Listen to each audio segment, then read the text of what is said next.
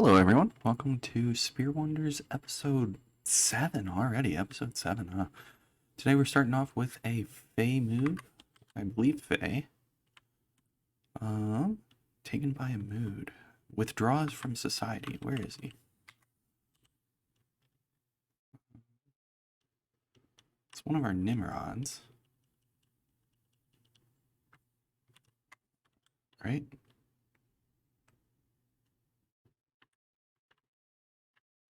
Bomrek Mengsat. Yep, this guy right here. Strange mood. Where is he? Let's follow him around. See what he does. Oh, he just grabs a Craftworks workshop right away. And he starts taking some wood. And more wood.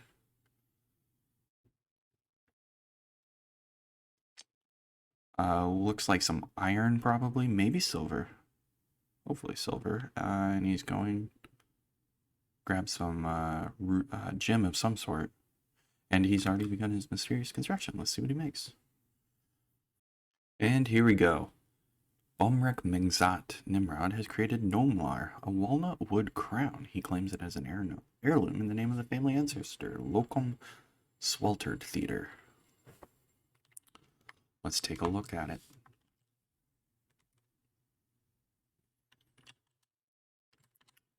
This is a walnut wood crown. All craft worship is of the highest quality. It is decorated with walnut wood and encircled with bands of cushion-cut phrases. This object menaces with spikes of walnut wood and iron. Very boring artifact, if I'm being honest, but it is an artifact, so cool.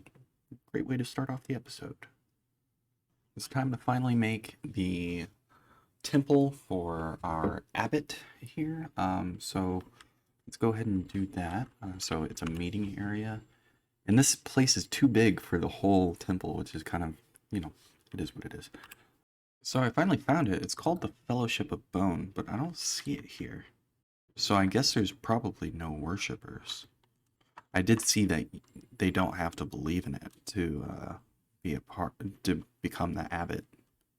We're still going to make this a temple. We might just make it to whoever has the most worshippers, though. Add location, temple. Okay, the deity with the most worshippers is Noxum, the deity of fortresses, war, and chaos. And if that isn't cool, I don't know what is. So we will make our temple dedicated to Noxum. The Chapel of Savages, that's perfect. We're going to keep that just the way it is. And then we'll find someone who worships him and probably make them a priest. There we go. And as for our abbot, our abbotess, I think we'll make her the priest. Let's see. Let's go to locations. The Brilliant Abbey. Oh, you can't pick a priest. Maybe it's because it's not valuable enough. So we'll make it more valuable, and then I'd like to make her the priestess of the Brilliant Abbey, which is a non-denominational group, and I think that would work out well. So I'll get back when some of the more of that happens. Here's just some information about Noxum I just found. I'm making a statue, which is like one of the best ways to find out about them. Noxum is a deity of the branded avalanche. Noxium most often takes the form of a male dwarf and is associated with chaos, war, and fortresses. Okay. So we'll just make one of him. We might make a special image of him doing something in the future, but for now we'll just stick with that one gold statue. We also need to make some altars, and then we'll get the temple really going. I started engraving our main temple, or the first temple that we built, and it made me really happy that one of the first engravings in our whole fortress was this one by an image of dwarves by Kubuk Kogsesh. The dwarves are laboring. The artwork relates to the foundation of Spearwonders by the light orbs of the branded avalanche in the early spring of 250. Just kind of warms my heart a little. We can look at a couple other ones, see if there's anything else interesting. Symbol of our civilization, nice. Another symbol of our civilization. This is an image of Doran matched floors and other dwarves. Doran is surrounded by dwarves. Artwork relates to the election of Doran matched floors to the position of mayor of the light orbs in the early of spring of 252. Nice. And then the last ones right now is a finely designed image of Zephon shoot gullies, the dwarf and dwarves. The dwarves are refusing him. Shoot gullies is making a submissive gesture. The artwork relates to the departure of the dwarf Zephon shoot gullies from the position of mayor of the light orbs in the early summer of 252. I don't remember that happening, but I guess that did happen. Zephon shoot gullies. I wonder if he's here. Zephon shoot gullies. So it was kind of just a little bit of a diss of this guy. That's kind of funny. All right, well, let's carry on. I think for the first time, so we're at 1,300 drinks. I think for the first time we need to actually stop the production of drinks, because look at the stockpile. Jeez. So yeah, for the first time, we'll just have to try and remember not to get too low, but we're gonna cancel brewing and hope that our stockpiles kind of even out. I didn't realize this could happen, but apparently wool clothes can also menace with spikes of clothes. So, a lot of our dwarves have just been leaving behind their old clothes, so this is just an old sock with masterfully worked iron. I noticed it because I got an alert for it. Like, hey, we made this really old sock look cool. Well, good job, I guess. Bad news. IKEA has stolen Zemonord, which I'm pretty sure was our instrument artifact. We got another run-of-the-mill petition for Guildhall, so guess we'll get to that. And also, we've run out of iron for the first time. That's impressive. So we'll have to start smelting some more. And we actually might need to do some mining for the first time, because we're running low on ore and stone. Spring has arrived, which I believe takes us to our 4th year? Yep, 254. Wow. I completely forgot about the other guild, but during that time, we've got another guild to build. So lots of guild halls coming up this episode. Oh boy, an ambush. Ambush.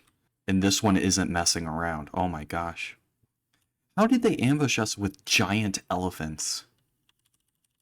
I call shenanigans on that one.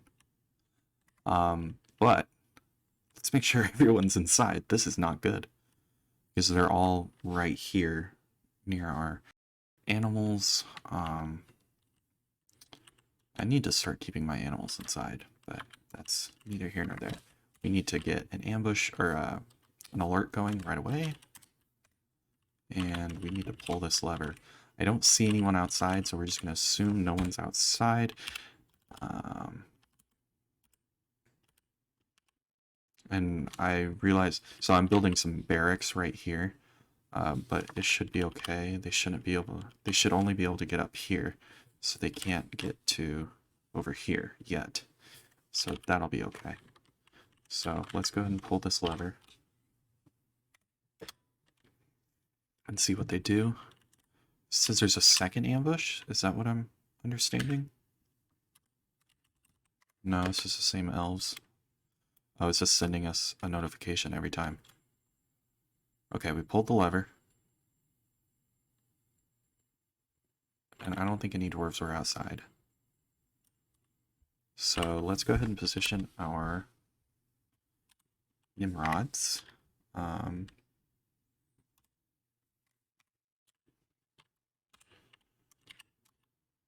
Right here, I'd say.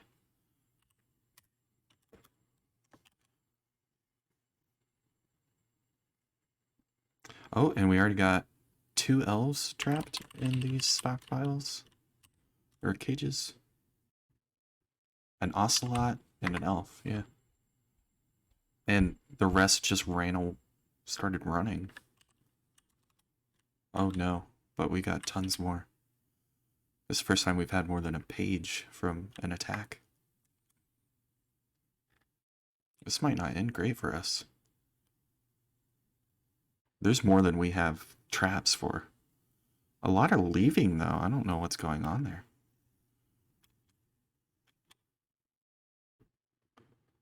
But a lot are just showing up. So we're just going to wait here until they either leave or...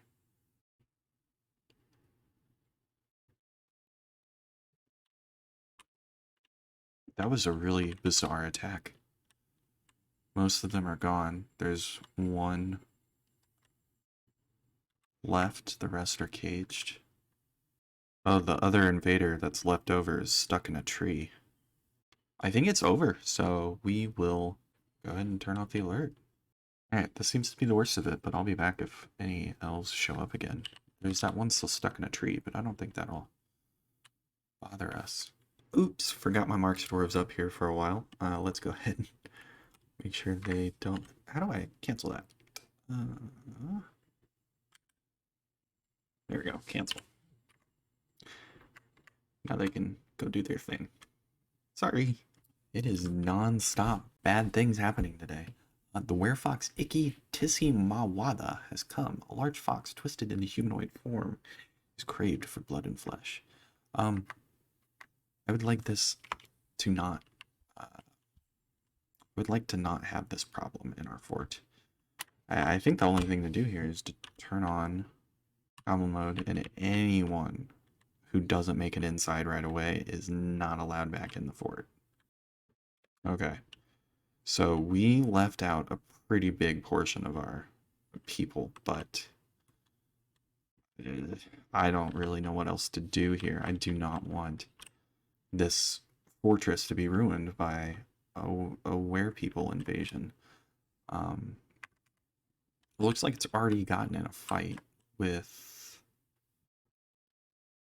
one of the elf instigators.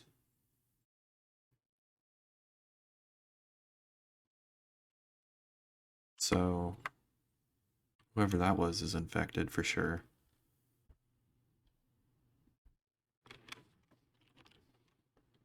Oh, they're trying to come in. Oh, no.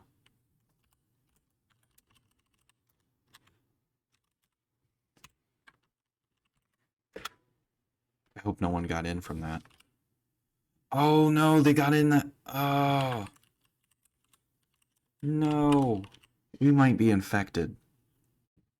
Oh, no. I did not make my fort werefox proof. We're just gonna have to wait for the next full moon and hope. Okay, I think the werewolf or werefox is gone now. I think it turned into an elf and then left. I'm not sure. I can't find its body or what happened to it. I think what we need to do now is find out who it fought with and then seal them in some sort of prison, which is never a fun thing to do. Okay, so I just spent a long time scouring through report logs. It looks like we got very lucky. Every single person who was attacked that I can find was killed. So,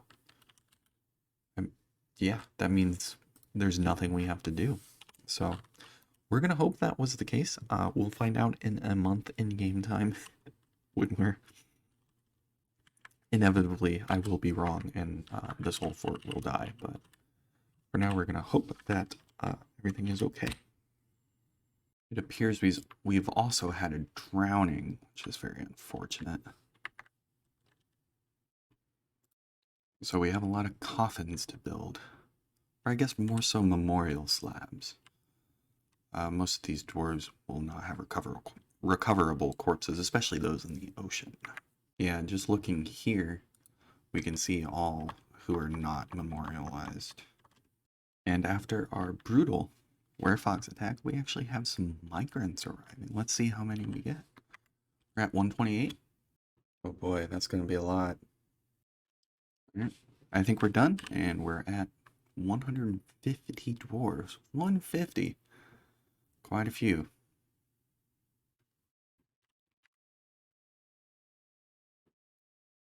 we got another guild hall, this time for a farmer guild. Okay, well, fine. We do have those other guild halls kind of dug out. Just need to smooth them and put some things in there and actually make them into guild halls. So I guess I'll be doing that. Here we are again, another vile force of darkness. We can see them down here in the south. Hopefully they brought more this time. Give our fisher dwarves a second to get inside. And pull the lever. Oh yeah, we got a decent-sized goblin invasion going. They have an elf with them. Alright, let's see what they do. And they go kill my animals, probably. If we still have any. I do hope we have enough traps here. We might be a little low. You know, actually what I'm going to do is I'm going to put my march dwarves down here. The goblins are sort of messing around, not sure what they're up to. Okay, now they're starting to filter up. And come on. There we go. First one trapped. Another one trapped. Come on. Oh, one of our marsh dwarves went outside for some reason. I don't think... He went into a martial trance, but yeah, he was killed. What are you doing, buddy? I don't know why they're running outside. That's not really smart. The siege is over, though. And I think everyone's gone. Yep. Well, that was a weird fight. I don't know why those doors went outside, but they did. And there are teeth everywhere to prove it. We can go ahead and end our alert. And we have some more goblins for our little prison hall. So, a win-win. Only one dwarf died, so that's pretty good, too. So a giant boar has been ruining some of my tasks. And there are 50 pages of it just basically getting punched, and it is still kicking. I don't understand how this boar is alive. Oh my gosh, 50 pages of it just getting punched in the head, basically. And it's still alive. Hopefully it dies soon, though, because it's interrupting a lot of our jobs. Oop, one of our dead people has risen and is haunting the fortress. Let's try and fix that. Oh, so I went through some of the footage from the earlier in the episode.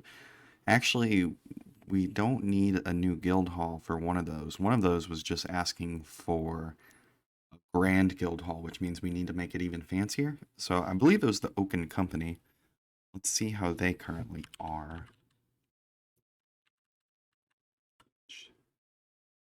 Next at 10,000 value. Okay, well, there's going to be a ways to go, but we'll work on it. More migrants. So we were at 150. Let's see how many we get this time. Alright, all said and done, looks like a small microwave of around 13. Not bad at all. And we're out of drinks again.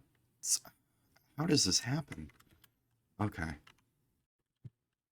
Well, luckily I catch it pretty quickly, because I have grown very used to watching to make sure my people aren't drinking, my dwarves aren't drinking from the lake or the pond. So, we'll fix that right up. With that new microwave, I think that's a great place to end. A lot happened in this episode, and I hope you guys join me next time in Spearwonders.